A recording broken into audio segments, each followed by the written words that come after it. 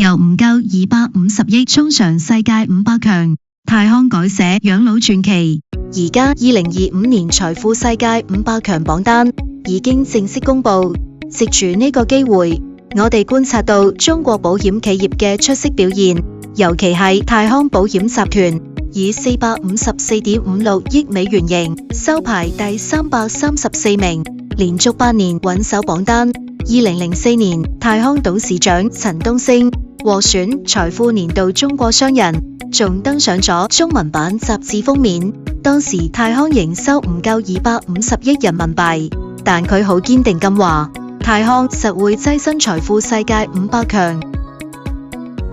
我哋見到嘅唔單止係營收數字增長，更係一間中國企業不斷創新同重塑行業規則嘅歷程。而家泰康之家已經進駐全國36個城市、44個項目，以16個運營緊嘅社區裏面，有18000位長者展開緊精彩生活。泰康5大醫學中心全面運作，為過百萬客戶同患者提供專業診療同健康服務，由養老領域嘅探路新手，進化成定義行業未來嘅先行者。泰康創新打造支付交服務加投資模式，幫中國險企開出新路向，為應對老齡化挑戰提供中國方案。